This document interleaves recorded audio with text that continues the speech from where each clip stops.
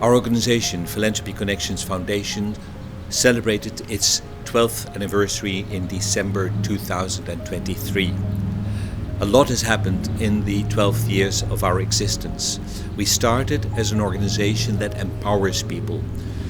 We always say that we provide stepping stones for people to go from poverty to opportunity. We provide people with the tools that they need to create a better future for themselves. Now, we kept on doing that for 7 to 8 years.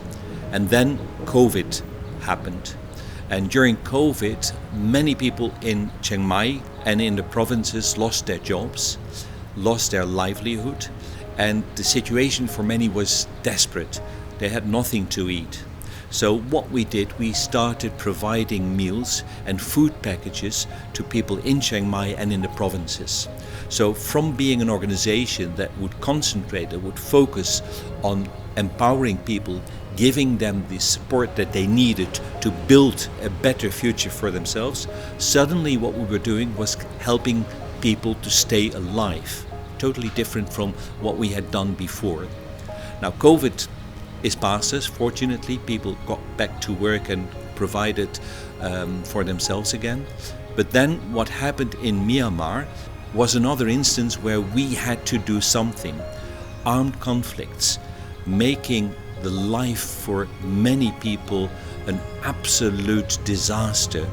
People living in villages that were being attacked, that were literally destroyed, had to flee their homes, their villages, survive in the jungle, survive at the banks of a river. And the only things that they could take with them was what they could carry. So we had hundreds of thousands of people in Myanmar who had nothing to eat, nowhere to sleep, and no medicine to take care of even the simplest diseases. So we had been working for quite some times already with partners inside Myanmar, mainly for educational projects. Now these partners came with requests for emergency aid, for humanitarian aid. And we started doing that. We started giving food, water purification tablets, water filters, medicine, and tarpaulins, so that people had something to sleep on and under.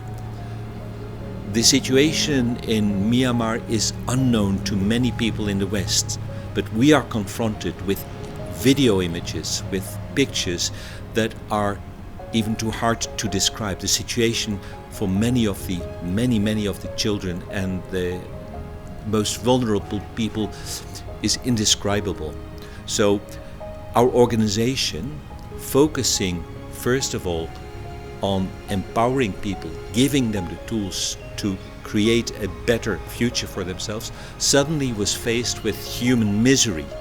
And looking at those images, looking at those video images and the photos, and being faced with requests from our partners to please help, we could not say no. Now normally what happens at the end of a year, we would have financial reserves that could help us to keep on financing, supporting our regular projects for at least 3, 4 or 5 months if all our funding would stop. Now what happened was that we used those reserves for people in the most desperate need. We bought medicine, we bought food, we bought tarpaulins in order that the people in these circumstances could survive. What that did for our financial reserves is clear. We are faced with a situation that we hardly have any of those reserves. So our situation is such that now more than ever we need the help of our partners, because we want to continue doing what we have been doing for 12 years already. Help support people in very vulnerable positions to create a better future for themselves.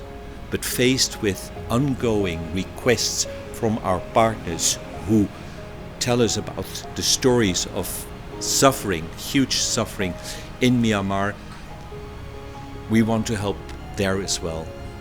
So we have to make choices that we don't want to make. What can we do?